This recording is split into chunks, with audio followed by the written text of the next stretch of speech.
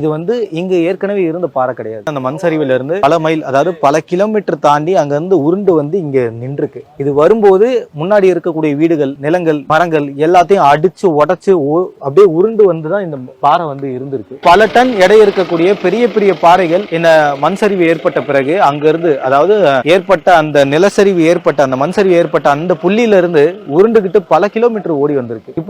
இப்படி இங்க இதை விட பெரிய பாறைகள்லாம் இருக்கு. இன்னும் கீழே போக போக இவ்வளவு பெரிய பாறை இங்க அமைஞ்சிருக்கு. இந்த பாறை வரும்போது இருக்கக்கூடிய எல்லாத்தையும் உடைச்சு செவறுகள், வீடுகள் எல்லாத்தையும் சேதம் பண்ணிட்டு தான் இந்த பாறை வந்து இங்க நின்றுருக்கு. இது வரும்போதே பாருங்க, பின்னாடி ஒரு மரம் இருக்கு பாருங்க, உடைச்சு அப்படியே எடுத்துட்டு வந்து இங்க நின்றுருக்கு. கிட்டத்தட்ட ஒரு 300 மீட்டர் 400 மீட்டர் கீழே அடி இருக்கும். மலை அடிவாரத்தில் போய் சுச்சி பறன்னு ஒரு ஏரியா. ஸோ அங்க போய் நாங்க எல்லாரும் போயிட்டு ரெஸ்கியூ பண்ணோம். அப்பதான் அங்க தெரியுது, ஏற்கனவே சிவில் ரெஸ்கியூ டீம் இருக்குல்ல, அவங்க போயிருப்பாங்க.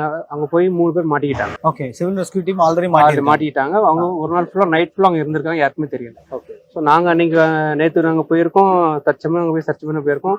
எங்களுக்கு கண்டுபிடிச்சோன்னு அப்போ நாங்கள் இமீடியட்லா கண்ட்ரோல் ரூமுக்கு இன்ஃபார்ம் பண்ணி நாங்கள் ரெஸ்கியூ பண்ணிட்டோம். 3 பேருமே ஏர்கிராஃப்ட் வந்து நாங்கள் வந்து ரெஸ்கியூ பண்ணியாச்சு. ஸோ நேற்று வேற நடந்தது தான். நேற்று 3 பேர் உயிரோட காப்பாற்று.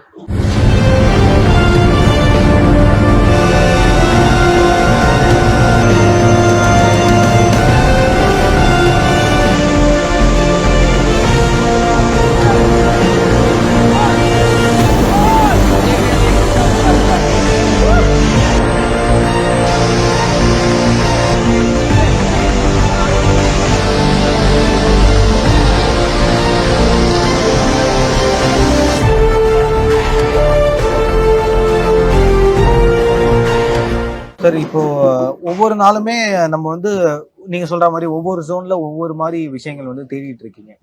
ஸோ இங்க என்ன சார் நடக்குது? இந்த இடத்துல என்ன பண்ணிட்டு இருக்கீங்க? சார், இது என்னன்னா ஜேசிபி வச்சு நாங்கள் வந்து எத்தனை பாறைகள் வந்துச்சோ, அது நிலச்சரி ஏற்பட்டதுனால பாறைகள்லாம் மேல இருந்து உருண்டு வந்திருக்கு. ஸோ அதனால என்ன அப்படின்னா, இங்க வந்து சில டெட் பாடிஸ் வந்து பாறைக்கு அடியில் இருக்கலாம் அப்படிங்கிற ஒரு தாட்ல இன்னைக்கு எல்லாமே நாங்க ஒவ்வொரு ஜேசிபி வச்சு நாங்க வந்து எல்லாம் ஒவ்வொரு பாறையா தோண்டி பாத்துக்கிட்டு இருக்கோம். ஓகே, சப்போஸ் பாடி கிடைக்கும், இது வரைக்கும் இன்னும் கிடைக்கல, சர்ச் பண்ணிக்கிட்டு இருக்கோம். ஓகே, ஏன்னா அங்க ஒரு 4 அதிகாரிகள் வந்து பாத்தீங்கன்னா இவங்க வந்து தோண்டிட்டு இருக்கும்போது உன்னிப்பா அப்படியே பாத்துக்கிட்டே இருக்காங்க. அவங்களுடைய பணி என்னவா இருக்கு? அதாவது அவங்க ஏன் பாக்காங்க அப்படின்னா, ஜேசிபி வந்து அவங்க வேலையை பாத்துக்கிட்டு இருக்காங்க. ஒவ்வொரு பாறை எடுக்கும்போது சப்போஸ் ஏதாவது பாடியோட கை கிடைக்கலாம், கால் கிடைக்கலாம், ஏதாவது ஆர்கன்ஸ் கிடைக்கலாம். ஸோ அந்த மாதிரி நாங்கள் ஏதாவது கிடைச்சா ஒன்று மெசேஜ் பாஸ் பண்ணணும், கண்ட்ரோல் ரூமுக்கு பண்ணணும். ஸோ அதனால நாங்கள் ஒவ்வொன்றா எல்லாருமே ஆக்கியோட பார்த்துக்கிட்டு இருக்கோம். புரியுது. இப்போ நீங்க சொல்ற மாதிரி இந்த இடத்துல நிறைய பாடி பார்ட்ஸ் இருந்ததுன்னு சொன்னாங்க. கைகள் தனியா இருந்தது, கால்கள் தனியா இருந்தது. அதெல்லாம் ஒரு ஸ்டேஜுக்கு அப்புறம் டீகம்போஸ் ஆக ஆரம்பிச்சது, அழுகிற நிலைக்கு போயிருச்சு, ஸ்மெல்லு வந்து ஓவரா இருந்தது, நோய் தொற்று அபாயங்கள் இருக்கு அப்படிலாம் சொல்லியிருந்தாங்க. என்ன மாதிரி பாடி பார்ட்ஸ் எல்லாம் இங்க இருந்தது சார்? நீங்க எடுக்கும்போது, நீங்க தோண்டும் போது பாடி பார்ட்ஸ்? நாங்கள் இது வரைக்கும் 10 நாங்க 2 வாட்டி பார்த்துருக்கோம். ஒரு தடவை கை கிடைச்சது, கை மட்டும் கிடைச்சது. ஓகே, சரிங்களா. மற்றது ஃபுல் பாடியை நாங்கள் எடுத்துருப்போம். இந்த பாடிலாம் பார்த்தீங்கன்னா ஒரு மாதிரி, அதாவது என்ன சொல்றது, பாறை மேலே வந்து போதுனா எப்படி இருக்கும்னா சிங்கி போய் இருக்குது, அந்த மாதிரி பார்க்கறதுக்கே ஒரு மாதிரி தான் இருந்துச்சு. ஸோ இருந்தாலும் நாங்கள் ரெஸ்கியூ பண்ணி எங்க கண்ட்ரோல் ரூமுக்கு கிடைச்சாச்சு. எவ்வளவு கஷ்டப்பட்டீங்க? ஏன்னா ஒரு பாறைக்கு நடுவில் இருக்கிறதுக்கும் ஒரு மரத்துக்கு நடுவில் இருக்கிறதுக்கும் ரொம்ப அது கொஞ்சம் கஷ்டம் தான். ஏன்னா பாறைக்குள்ள இருக்கும்போது நம்ம, அதாவது நாங்கள் சப்போஸ் பாடி தெரிஞ்சிட்டு அப்படின்னா டீம் எல்லாம் மொத்தமா போயிட்டு இந்த ஒவ்வொரு பாறையெல்லாம் ஒவ்வொன்றா எடுத்து ஒதுக்குறது, வைக்கிறது. ஏன்னா அந்த ஏற்கனவே நசுங்கி போயிருக்கு, நம்ம இன்னும் சேதப்படுத்தக்கூடாது அப்படின்னு சொல்லி நாங்கள் வந்து ஒவ்வொரு ஆளா நல்லா பார்த்து இந்த பாடி எடுத்து உடனே பாடி பேக்கில் எடுத்து நாங்கள் எம்ஏ கணிக்கிறோம். 1000க்கும் மேற்பட்ட வீடுகள் வந்து இந்த சரௌண்டிங் ஃபுல்லாவே அழிஞ்சிருக்கு அப்படின்னு அபிஷியலா அனௌன்ஸ் பண்ணியிருந்தாங்க. ஸோ அப்படி இருக்கும்போது உடல் எண்ணிக்கை இன்னும் எத்தனை இருக்கலாம்னு நினைக்கிறீங்க சார்? நீங்க கேட்டது உங்களுடைய கணக்குப்படி இன்னும் எத்தனை பேர் வந்து மேன் மிஸ்ஸிங்? அப்ராக்சிமேட் அவங்க எதுவும் டீட்டெயிலும் சொல்லலை.